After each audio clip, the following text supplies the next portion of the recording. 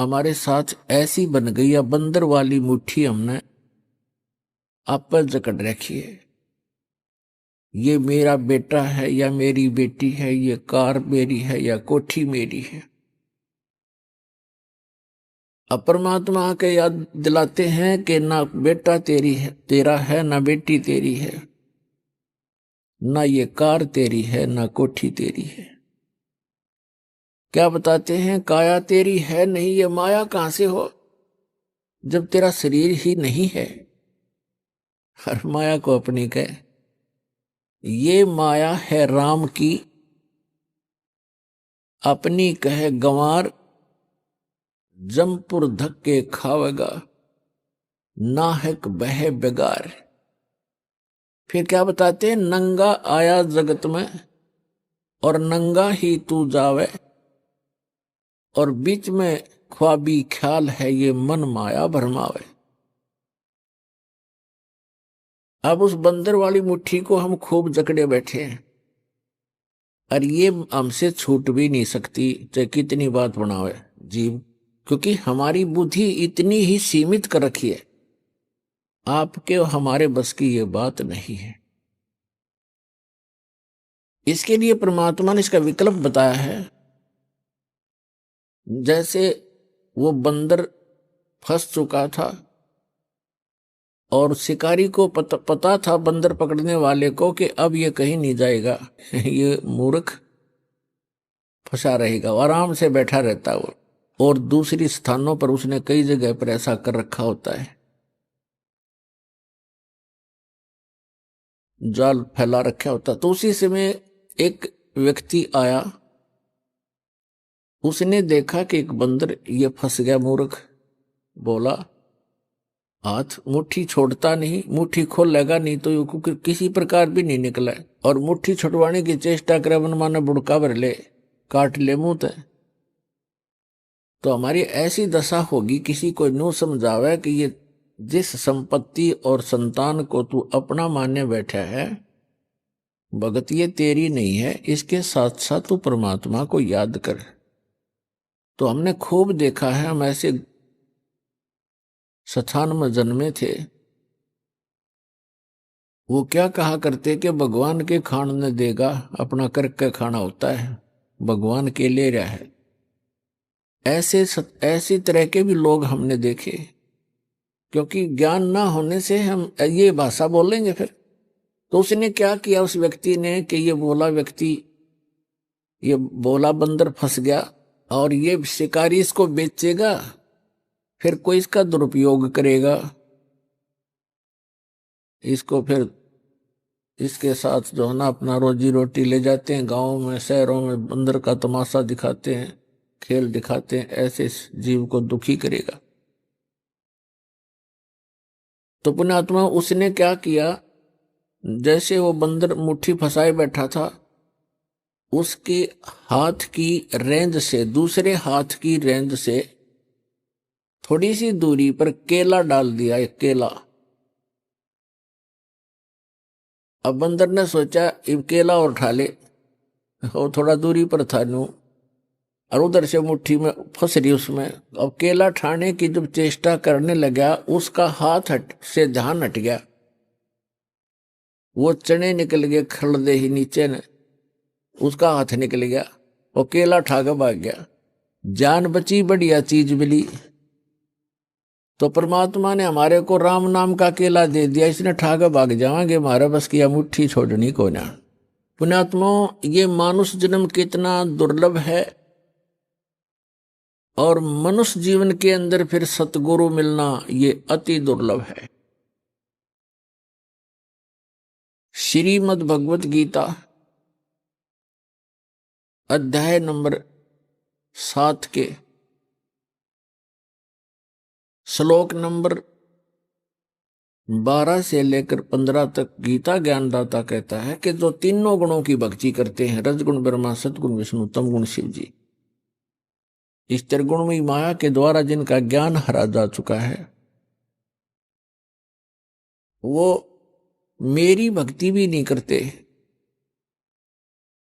उनके बारे में कहा है कि राक्षस स्वभाव को धारण किए हुए मनुष्यों में नीच दूषित कर्म करने वाले मूर्ख मेरी साधना भी नहीं करते। ये कौन बोल रहा है? श्रीमद् भगवत गीता का ज्ञान ये काल बोल रहा है, ये ब्रह्म बोल रहा है, ये सरपुरुष बोल रहा है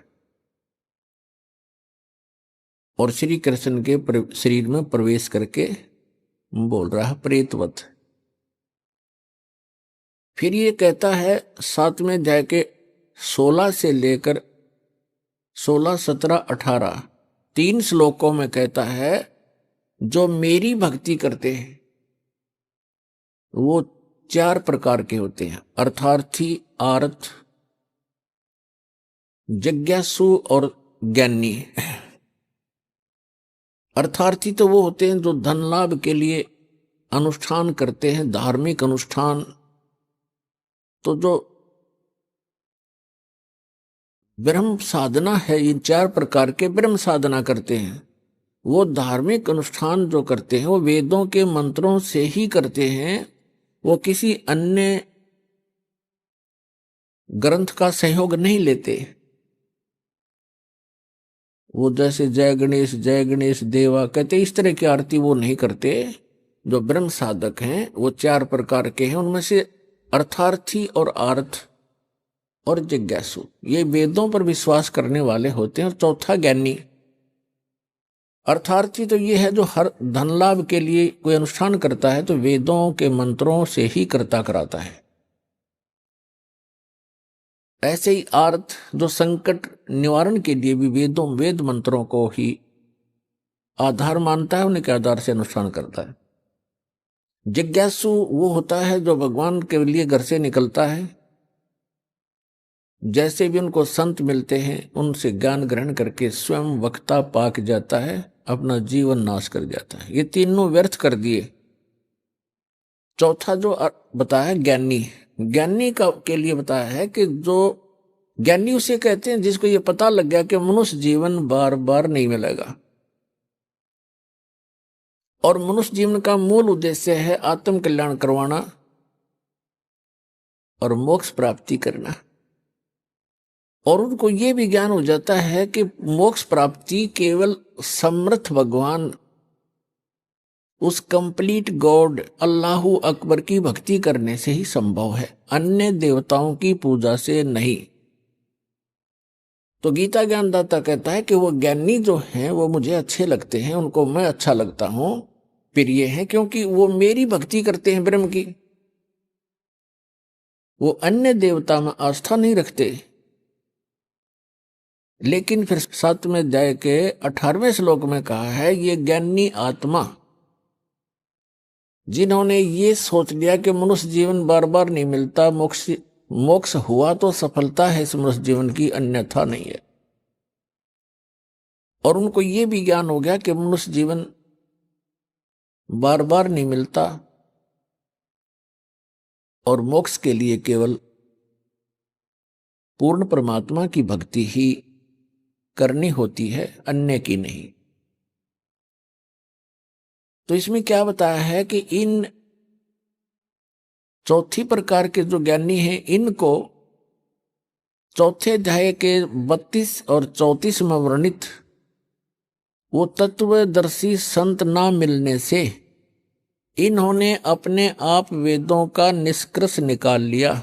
यजुर्वेद अध्याय नंबर 40 के मंत्र नंबर 15 में कहा है कि ओम करतु समर किलबे समर करतुम समर। ओम नाम का जाप काम करते करते सिमरण करो, विशेष कसक के साथ सिमरण करो और मनुष्य जीवन का मूल कर्तव्य जान के ओम का सिमरण करो। तो ये ओम नाम है ब्रह्म का और उन्होंने गलती से मान लिया उस पूर्ण ब्रह्म का, कंप्लीट गॉड का, परम अक्षर ब्रह्म का। अब कहते हैं गुरु बिन वेद पढ़े जो प्राणी, समझे न सार रहे अज्ञानी। सतगुरु बिन काहू न पाया ज्ञाना, जो थोथा बुस छड़े मूड किसाना। सतगुरु बिन काहू न पाया ज्ञाना और जो थोथा बुस छड़े मूड किसाना। गुरु बिन वेद पढ़े जो प्राणी, समझे ना सार रहे अज्ञानी। अब ये जितने भी ऋषि महर्षि आज तक हुए हैं, ये कंप्लीटली अज्ञानी थे। इनको तत्वदर्शी संत वो गुरु नहीं मिले। जो यजुर्वेद अध्याय नंबर 40 के मंत्र नंबर 10 में कहा है, वेद ज्ञानदाता वही है जो गीता ज्ञानदाता ब्रह्म है, सरपुरुष है। उसमें लिखा हुआ है कि कुछ तो परमात्मा के विषय में कहते हैं, वो संभवात, संभवात माने जन्म लेकर आने वाला। श्री राम, श्री कृष्ण या अन्य जो 8 या 24 अवतार बताए गए हैं, 9 या 10, 24 अवतार बताए गए, उनमें ऐसे आता है। और कुछ मानते हैं असंभवात, वो जन्म नहीं लेता, उत्पन्न होता ही नहीं, अर्थात वो अजन्मा है, निराकार है। कुछ ऐसा बोलते हैं। उसके विषय में कहा है कि परमात्मा साकार है, निराकार है, या जन्म लेता है, नहीं लेता है, वो कैसा है, उसकी जानकारी तत्वदर्शी संत धीराणाम लिखा उसमें, धीराणाम, जिनका ज्ञान स्थिर हो, तत्वदर्शी संत बताते हैं। उनसे सुनो, उनसे सुनो। इनकी बुद्धि पर पत्थर पड़ गए कि वेद ज्ञानदाता तो कहता है कोई और है, तत्वदर्शी संत है जो इन वेदों से हटकर ज्ञान देगा। वो उनके समझ में आया नहीं। वेद ज्ञानदाता स्वयं कहता है यजुर्वेद अध्याय नंबर 40 के मंत्र नंबर 17 में कि वो परमात्मा तो गुप्त है,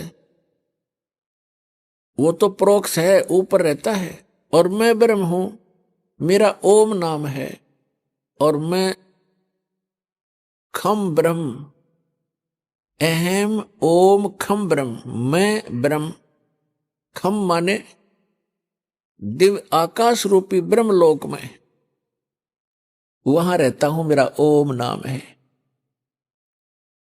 तो पुण्यात्मा, इसलिए परमेश्वर ने कहा अपने सूक्ष्म वेद में, भाई गुरु बिन काहू न पाया ज्ञाना, जो थोथा बुस छड़े मूड किसाना, गुरु बिन वेद पढ़े जो प्राणी, समझे न सार रहे अज्ञानी। तो ये सभी अज्ञानी थे आज तक के जितने ऋषि महर्षि मंडलेश्वर, केवल उन महापुरुषों को छोड़कर जिनको परमात्मा प्राप्त हुआ, और परमात्मा उनके प्रयत्न से प्राप्त नहीं हुआ,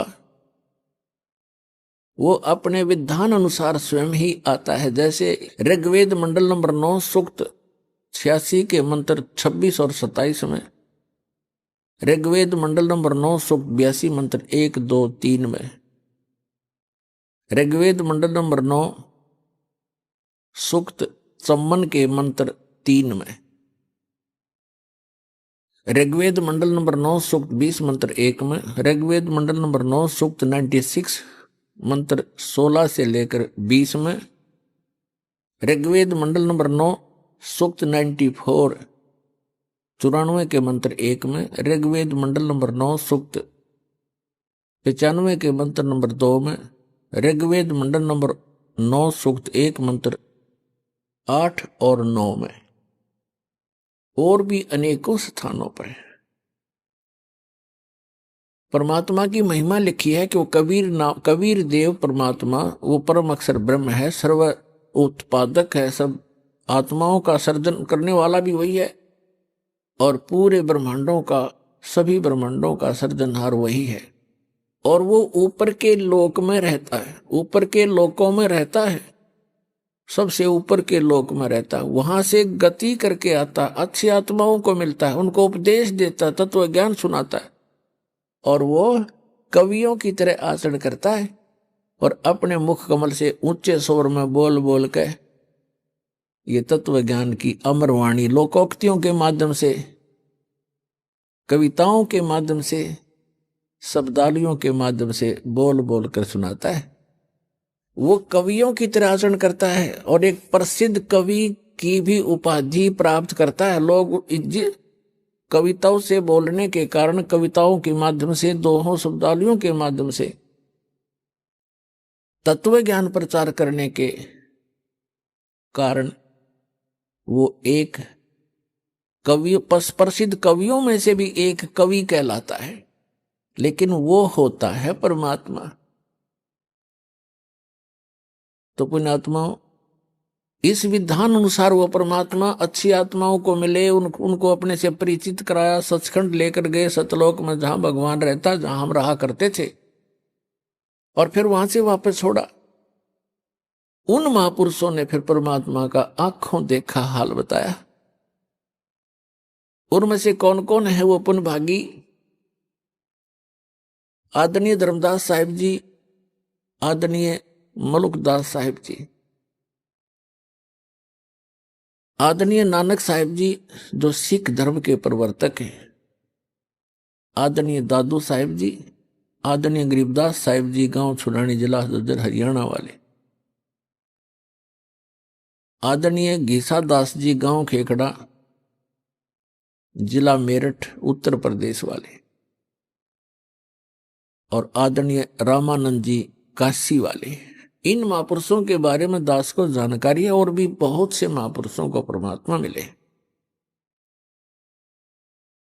इन्होंने परमात्मा को जाना, और फिर उनका परमात्मा कबीर है, काशी में आए थे धानक रूप, जुलाहे रूप में, वही मालिक है। इस नाम, ये एफिडेविट दिए उन्होंने अपनी अमृतवाणी में। आदरणीय गरीबदास साहिब जी ने कहा है, हम सुल्तानी नानक तारे दादू को उपदेश दिया, जात जुलाहा भेद न पाया, वो काशी महे कबीर हुआ।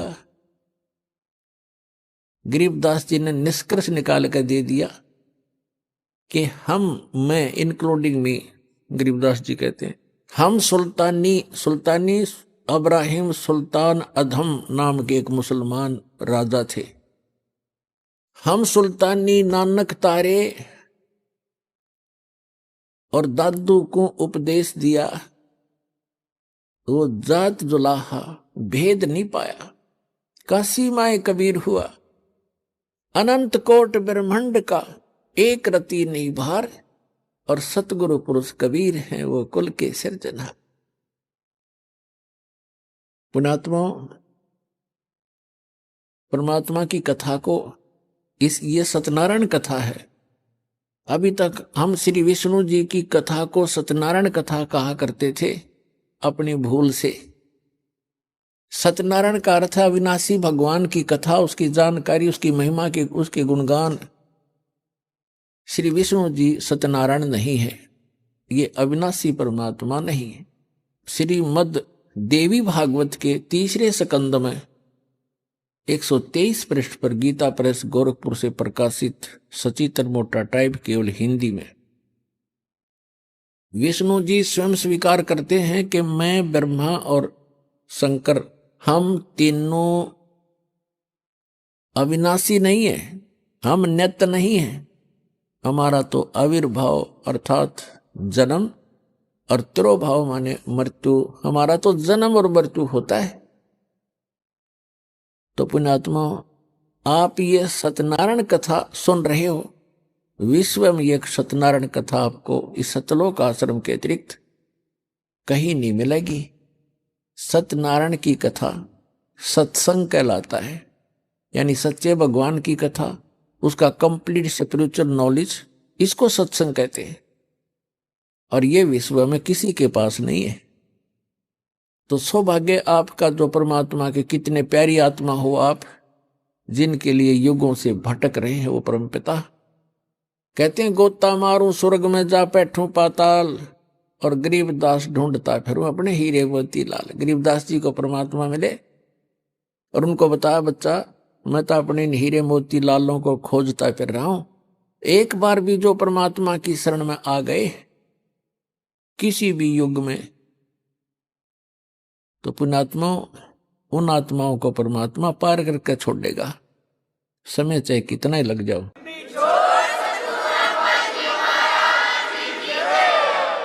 जो जन मेरी शरण है ताका हूं मैं दास, और गेल गेल लाग्या फिरूं जब तक धरती आकाश।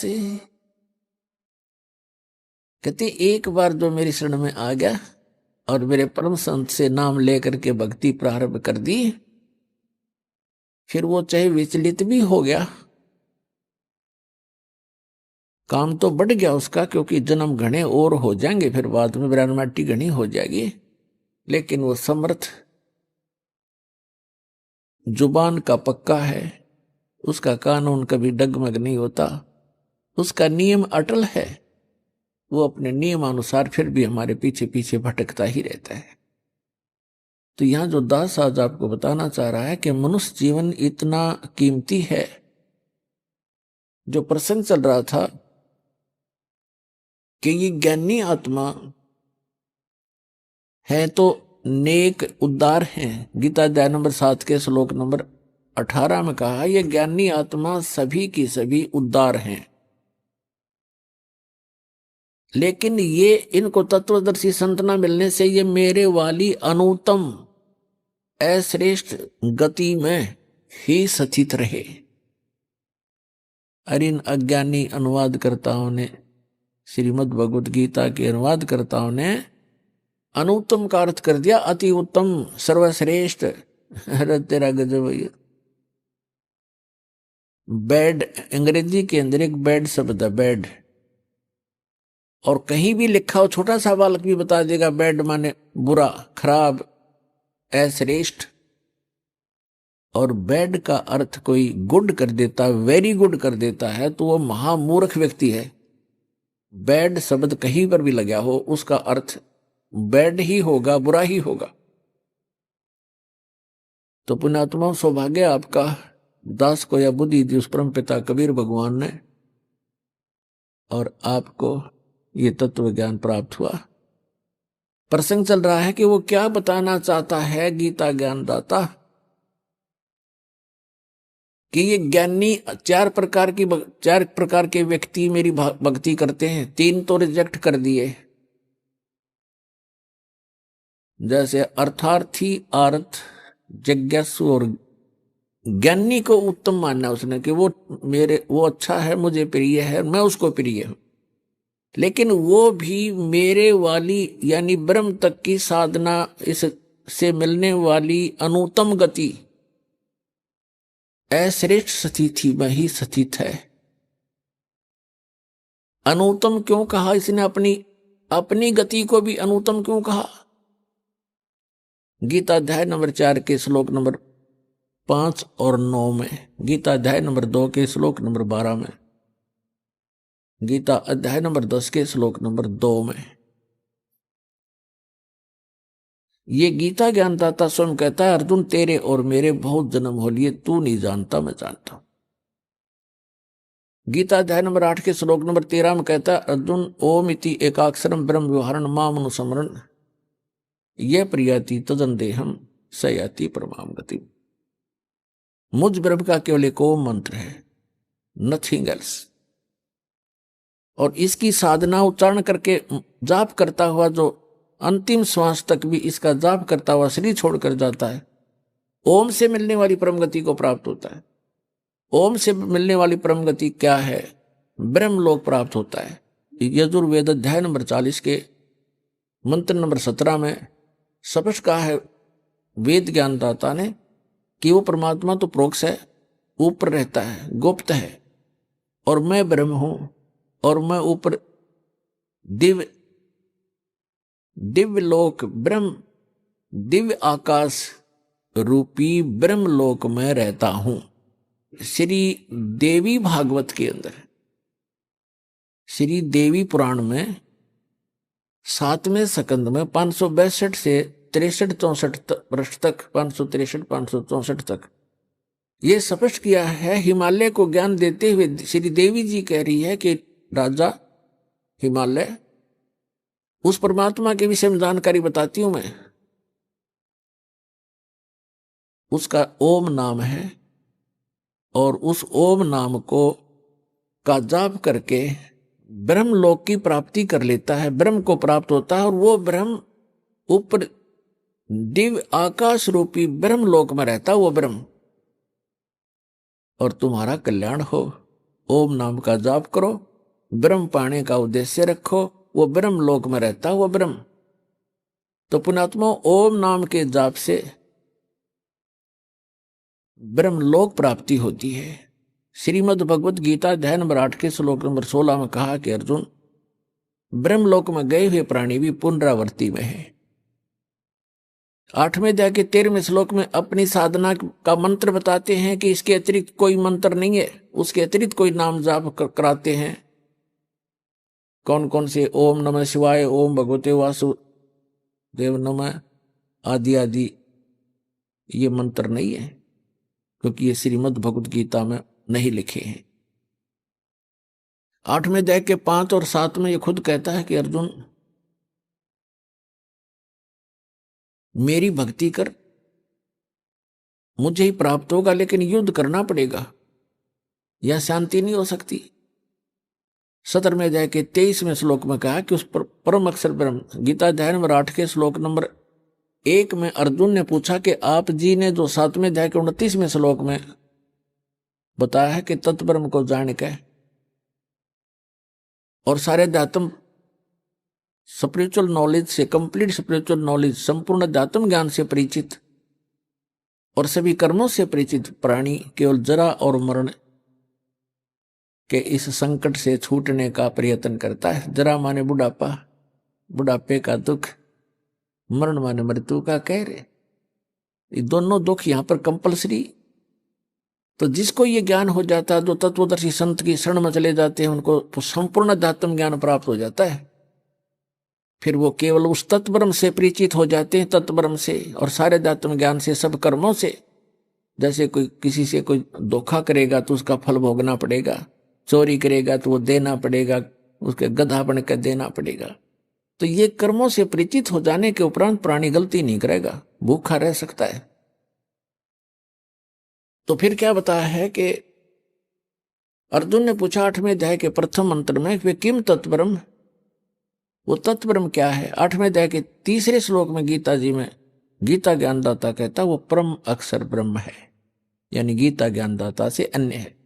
श्रीमद् भगवत गीता अध्याय नंबर 1 से लेकर 4 और 16 और 17 में परमात्मा की परिभाषा कोड वर्डों में बहुत कुछ डिफाइन है, वर्णित है।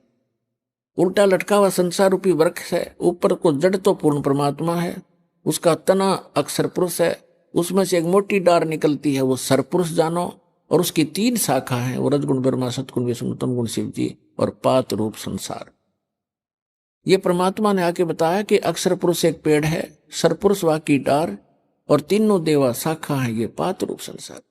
15वें अध्याय के 4 श्लोक में कहा है कि तत्वदर्शी संत की प्राप्ति के उपरांत 15वें अध्याय के प्रथम मंत्र में तत्वदर्शी संत की पहचान भी बता दी है कि जो संत इस उल्टे लटके हुए संसार रूपी वृक्ष के सभी विभाग बता देगा, तना कौन भगवान है, तो उसकी डार कौन है, शाखा कौन है, पत्ते क्या है, स वेदवित, वो वेद के तात्पर्य को जानने वाला तत्वदर्शी संत है। 15वें अध्याय के 3 श्लोक में कहा कि उसके पश्चात उस तत्वदर्शी संत की प्राप्ति के उपरांत इस अज्ञान रूप गुत्थी को उस तत्व ज्ञान रूपी शस्त्र से काट के, उसके पश्चात 15वें अध्याय के 4 श्लोक में कहा कि उसके पश्चात परमेश्वर के उस परम पद की खोज करनी चाहिए, जहां जाने के बाद साधक फिर लौटकर कभी संसार में नहीं आता। और जिस परमेश्वर ने सब ब्रह्मांडों की रचना की है, केवल उसी की भक्ति करनी चाहिए। गीता ज्ञानदाता स्वयं दृढ़ कर रहा है कि और किसी की भक्ति नहीं करना, मेरी भी मत करना। उसके पाने का मंत्र बता 17वें अध्याय के 23वें श्लोक में गीता जी में, ओम तत्सत इति निर्देश है ब्रह्मण त्रिवेद समर्थ ब्राह्मणा तेन वेदा च यगा च विहिता पुरा, कि उस सच्चिदानंद घन ब्रह्म की यानी परम अक्षर ब्रह्म के पाने के 3 मंत्र के जाप का निर्देश है। निर्देश mean final direction, nothing else. 18वें अध्याय के 62वें श्लोक में कहा कि अर्जुन तू सर्वभाव से उस परमेश्वर की शरण में जा, उसकी कृपा से तू परम शांति को और सनातन परम धाम को प्राप्त होगा, शाश्वत स्थान को प्राप्त होगा, जहां जाने के बाद फिर कभी मृत्यु नहीं होती। श्रीमद् भगवद गीता अध्याय नंबर 8 के श्लोक नंबर 5 और 7 में तो अपनी साधना बताता है कि मेरी भक्ति कर मुझे प्राप्त होगा, युद्ध करना पड़ेगा, और युद्ध करना है वह शांति नहीं। फिर गीता अध्याय नंबर 8 के श्लोक नंबर 8, 9, 10 में स्पष्ट कर दिया है कि जो उसकी भक्ति करता है, उस परम अक्षर ब्रह्म की भक्ति करता था, तो दर्शी संत की शरण में जाकर उसको प्राप्त होता है। अंत समय में भक्ति के बल से, इस भक्ति की कमाई से फिर 18वें अध्याय के 66वें श्लोक में निर्णायक ज्ञान दे दिया है। उसमें कह दिया कि सर्वधर्मान परित्यज माम एकम शरणम व्रज अहम तवा सर्व पापे भयमुक्षामि मा शुच। गीता ज्ञानदाता कहता है कि यदि तूने उस परमेश्वर की शरण में जाना है, जाने के बाद फिर लौट कर नहीं आना है, शाश्वत स्थान को प्राप्त करना है, तो मेरे सतर की जितनी पूजाएं हैं वो मुझे छोड़ दे। ओम नाम का जाप, ये 5 यज्ञ हम इस काल के सतर की करते हैं, ताकि इसका ऋण देकर इसके यहाँ का, क्योंकि हम इसके होटल में रह रहे हैं, इसका कर्जा हम पर चढ़ रहा है। पहले हम क्या गलती करते रहे, ऋषि बनकर ओम नाम का जाप करते, यज्ञ करते कराते हम ब्रह्मलोक में चले जाते।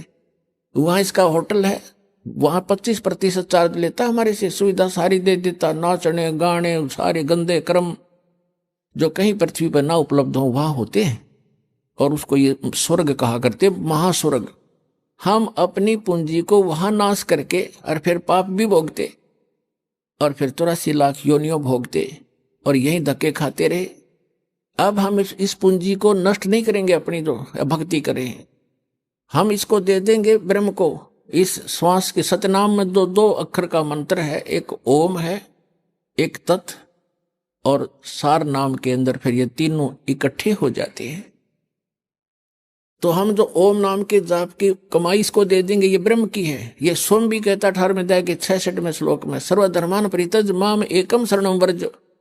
मेरे सतर के सभी पूजाएं, जो मेरे सतर की भक्ति है, वो धन मुझे दे दे, नू का नू, फिर मैं तुझे सब पापों से मुक्त कर दूंगा, और फिर तू उसकी शरण में जा, मुझे कोई ऑब्जेक्शन नहीं। अब जैसे हमने किसी का कर्ज ले रखा हो,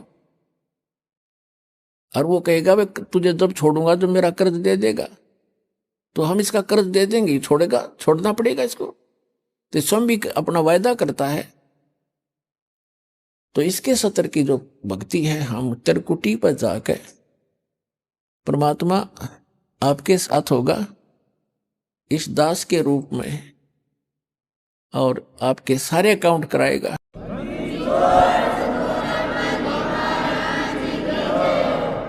और वहां पर आपके एडवोकेट का काम करेगा परमात्मा इस दास के रूप में।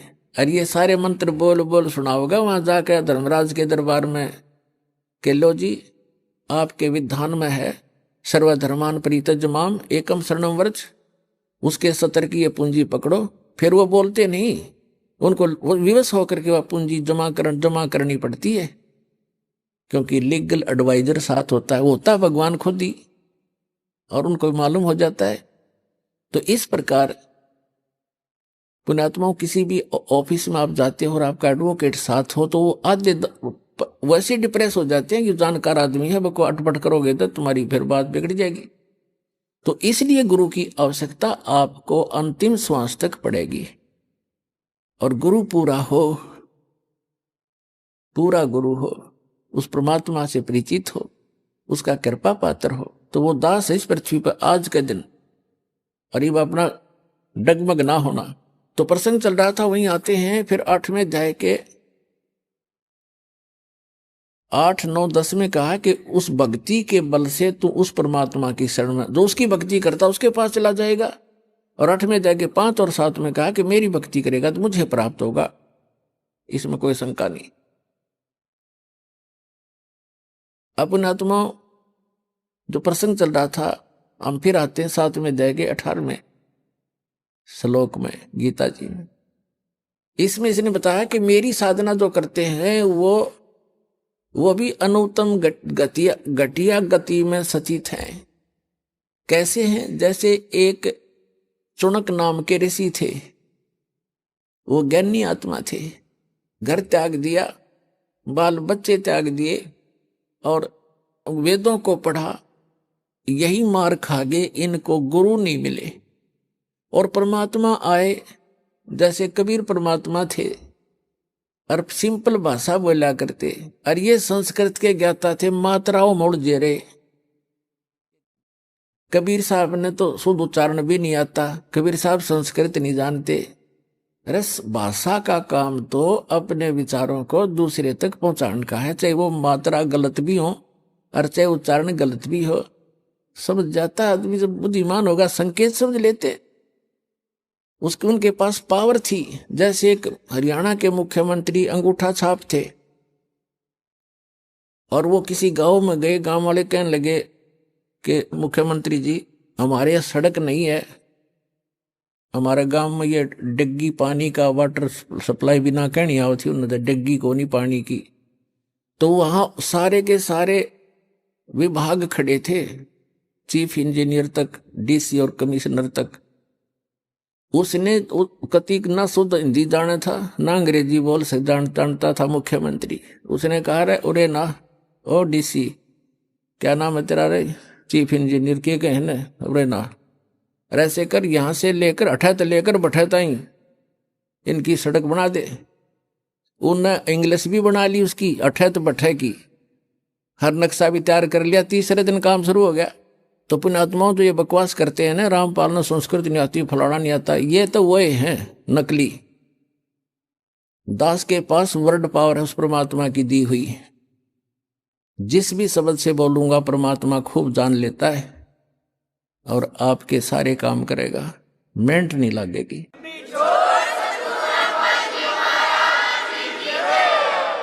तो इनके वो चणुक नाम का एक ऋषि था, उसका यह बात समझ में ना आई, क्योंकि उनको गुरु नहीं मिला। और गुरु मिले, कहते चारों युग में मेरे संत पुकारे, और को के कहा हम हेल रे, हीरे माणिक मोती बरसे, ये जग चुगता ढेल रे। परमात्मा कहते हैं हम चारों युग में आका आवाज लगाई, जगह जगह खड़े होकर चौराहों पर, और कहते हैं हम तत्व ज्ञान रूपी और सत भक्ति सतमंत्र रूपी लालों की वर्षा कर रहे हैं। लेकिन ये भोली आत्मा लालों को ठोकर मार के और कौड़ी इकट्ठी करने में, कंकर पत्थर इकट्ठे करने में लगे हुए हैं, जो इनको कोई मूल्य नहीं देंगे।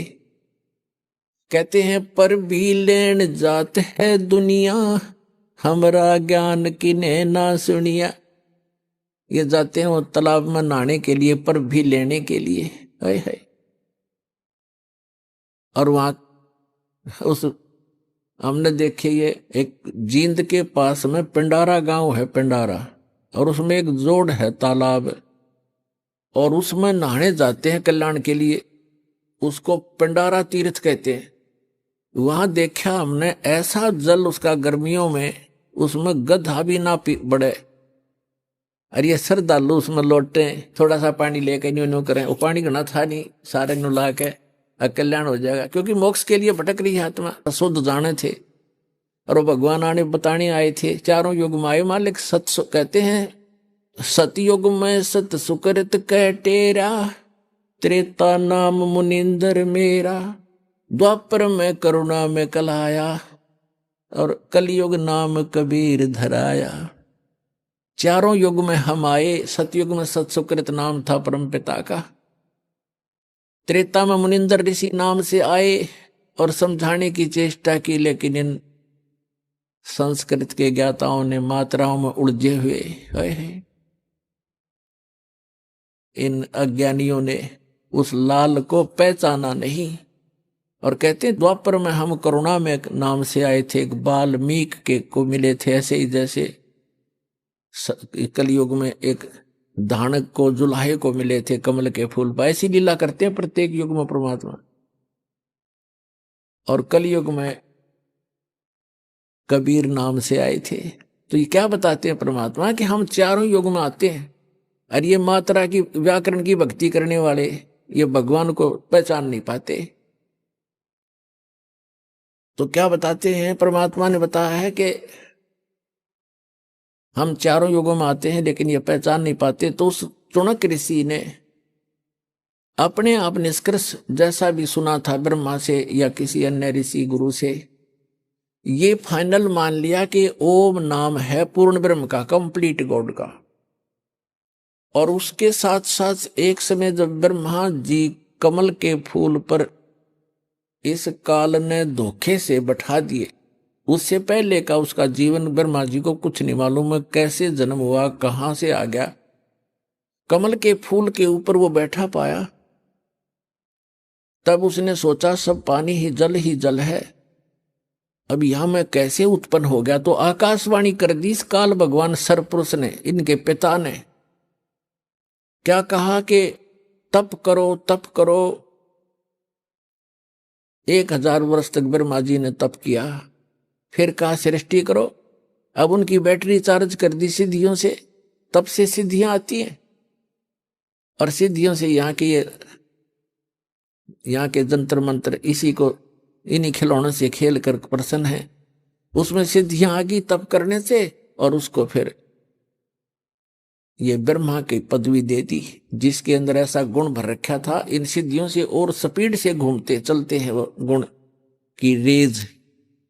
ऐसी टेक्निक है इसकी, आध्यात्मिक टेक्निक।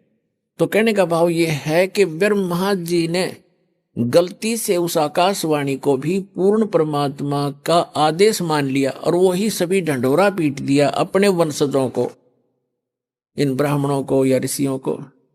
तो फिर क्या हुआ कि पूरे के पूरे ऋषियों में एक ये लोक वेद बन गया कि भगवान की आकाशवाणी है तप करो। और वेदों में कहीं तप नहीं लिखा, ना गीता में। जो तप करते हैं उनको तो दुष्ट लिखा है 17वें अध्याय के 5 और 6, 7 मंत्र में गीता जी में, कि जो शास्त्र विधि को त्याग कर जो मनमाना घोर तप को तपते हैं, वो दुष्ट लोग मुझे भी दुखी करते हैं, और जितने भी कमलों के अंदर बैठे हुए जो देव हैं उनको भी दुख देने वाले होते हैं, उनको राक्षस समझना। लेकिन ये अबू जी इनका काम करी नहीं, इन्होंने तप वहां से ले लिया, ओम नाम का जाप यजुर्वेद अध्याय नंबर 40 के मंत्र नंबर 15 से सेलेक्ट कर लिया। कहीं की ईंट और कहीं का रोड़ा। अब टुणक ऋषि ने साधना शुरू की, जैसे ये करते ही रहे हैं। और गीता अध्याय नंबर 11 के श्लोक नंबर 32 में ये कहता, अर्जुन मैं काल हूं और सबको नष्ट करने के लिए प्रवृत्त हुआ हूं। 11वें अध्याय के 47-48 में इसने कहा कि अर्जुन ये मेरा वास्तविक रूप है, मैं ऐसा हूं, ये है मेरा स्वरूप, और इसके दर्शन तेरे अतिरिक्त पहले किसी ने नहीं किए, ना आगे कोई कर सकता, और ना कोई जप से, ना तप से, ना वेदों वर्णित विधि से, ना कोई किसी यज्ञ से मेरे दर्शन, इस रूप के दर्शन नहीं कर सकता, अर्थात ब्रह्म प्राप्ति नहीं हो सकती। और इन्होंने ओम नाम का जाप जपया, वो इस ब्रह्म का सरपुरुष का ही है। 8वें अध्याय के 13वें श्लोक में गीता जी में स्वयं कहता है, ओम इति एकाक्षरम ब्रह्म विहरण माम अनुस्मरण यह प्रयाति तदंदेहम स याति परमाम गतिम। तो इन्होंने इस ओम नाम का जाप किया, और ये 11वें अध्याय के 47-48 में इनका अकल काम करी नहीं। गीता जी में यो कहता है, मेरी प्राप्ति, मेरे इस रूप का दर्शन, अर्थात मेरी प्राप्ति, ब्रह्म प्राप्ति, न वेदों वर्णित विधि से, न जप से, न तप से, न किसी यज्ञ से किसी प्रकार भी नहीं हो सकती। तो जिस कारण से इन्होंने हठ योग भी किए, ओम नाम के जाप भी किए, समाधिस्थ भी हुए। तो ये कैसा करता है, ये जैसे कोई भी साधक साधना करने लगा, उनको मिसगाइड करने के लिए किसी को तो शंकर भगवान के रूप में दर्शन दे दिए, अपने पुत्र के रूप में। तो उस ऋषि ने मान लिया कि ये जो शंकर भगवान है ये काल का पुत्र है, तमोगुण, ये ताम इनके पास रहता है ऋषियों के। तो उन्होंने मान लिया ये है भाई परमात्मा। मैंने समाधि ला कर खूब देख लिया, समाधि दशा में मुझे इसके दर्शन हुए। और वो दिखा था काल, उसने कस प्रतिज्ञा कर रखी है कि मैं अपने वास्तविक रूप में कभी किसी को दर्शन नहीं दूंगा। गीता अध्याय नंबर 7 के श्लोक नंबर 24-25 में स्पष्ट कर रहा है कि ये मूर्ख जन समुदाय मुझ अव्यक्ति को, अव्यक्तम को व्यक्तिम आपनम मनन्ते अबुधा। मैं अव्यक्त रहता हूं, अपनी योग माया से छुपा रहता हूं, कभी किसी के समक्ष नहीं आता। ये मेरा अटल घटिया नियम है, अविनाशी नियम है। और ये मूर्ख मुझे कृष्ण मान रहे होंगे व्यक्ति। अब श्री कृष्ण तो सामने खड़ा था, वो कैसे कहता मैं छुपा रहता हूं। इसे सिद्ध है, उसमें वो काल बोल रहा था। तो उसने तो ये ऐसी लीला करता है, तो इसलिए प्रतिज्ञा कर रखी है, ये मेरी अटल प्रतिज्ञा है, इसलिए ये किसी को विष्णु के रूप में दर्शन दे देता समाधि दशा में। वो विष्णु जी को फाइनल गॉड मान कर उसकी महिमा बना दी अपना आत्मा। अब जैसे प्रतिमाएं बनाई गई हैं, ये ऋषियों ने समाधि लगाई, और समाधि में जिसको भी जिस रूप में दर्शन मिले उसने उसी मिट्टी की मूर्ति उसी बना दी। आगे चल के ये मूर्ति एक परंपरा बन गई। तो इन्होंने ब्रह्मा विष्णु महेश की मूर्तियां बनाई, इन्हीं के दर्शन हुए इनको, किसी को ब्रह्मा के रूप में दर्शन दे दिए। इस प्रकार ये सबको विचलित करके रखता है। तो कहने का भाव ये है, इन ऋषियों ने परमात्मा के दर्शन नहीं हुए, फिर भी ये घुमा फिरा कर ये कहते हैं कि वेदों में परमात्मा तो निराकार लिखा है, ये जो दिखाई देता है ये परमात्मा नहीं हो सकता। एक तरफ श्री विष्णु जी को कंप्लीट गॉड भी मानते हैं, फिर बुद्धि विचलित होने से कोई इनको कहता है कि नहीं भगवान तो दिखाई थोड़ा ही देता, वो तो निराकार है, प्रकाश ही प्रकाश है, सहस्रार कमल में जाकर देखो वो तो प्रकाश ही प्रकाश दिखाई देता है, 1000 ज्योतियां दिखती है। तो फिर ये वहां डगमग हो गए सचमुच।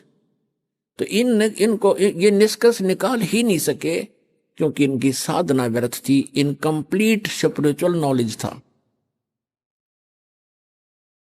तो चुनक ऋषि ने हजारों वर्षों तक परमात्मा प्राप्ति के लिए कोशिश की, भगवान मिले नहीं, और ये एटम बम बन जाते हैं ज्यादा तप और जप करने से, इस काल तक की भक्ति करने से। और यही कारण है कि काल फिर इनका दुरुपयोग करता है, रिमोट उसके हाथ में होता है इनका सबका। तो चुनक ऋषि ने हजारों वर्षों तक तप किए, जप किया ओम नाम का, भगवान मिला नहीं, और सिद्धि के से यो ओत प्रोत हो गया, पावर हाउस बन गया, एक एटम बम बन गया। एक मानधाता नाम के चक्रवर्ती राजा थे, यानी पूरी पृथ्वी के शासक थे, और वो 1 वर्ष में, 2 वर्ष में, 10 वर्ष में, जैसा भी वो उचित समझते थे, पूरी पृथ्वी पर निरीक्षण किया करते थे। चक्रवर्ती राजा करता था कि किसी अन्य भूभाग के भूपति को, यानी छोटे राजा को,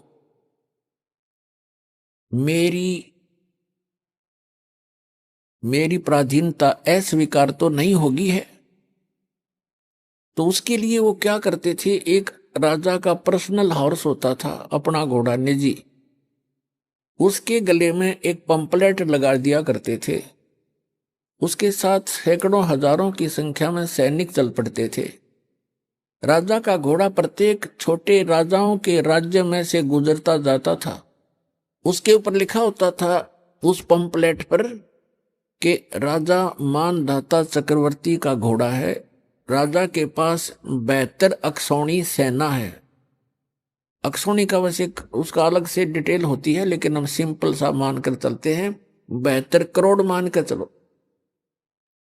राजा के पास 72 करोड़ सेना है, और जिस भी राजा को राजा की पराधीनता अस्वीकार हो, घोड़े को पकड़ ले और बांध ले और युद्ध के लिए तैयार हो जा। तो वो घोड़ा जब लेकर जा रहे थे सैनिक, चुनक ऋषि की कुटिया रास्ते में थी। रास्ते में चुनक ऋषि ने पूछा भी कहाँ जा रहे हो सैनिक? उन्होंने कहा बाबा जी हम कोई काम जा रहे हैं। वो चले गए। वापस जब आए तो भी उसी रास्ते से आए, वो सारी पृथ्वी पर घूम गए। उस शहर में एंट्री का वही रास्ता था उनका।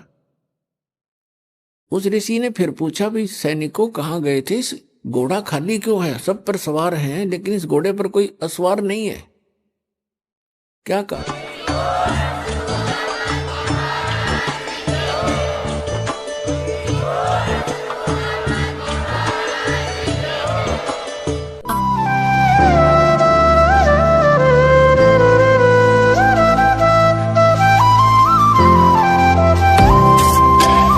सत सही।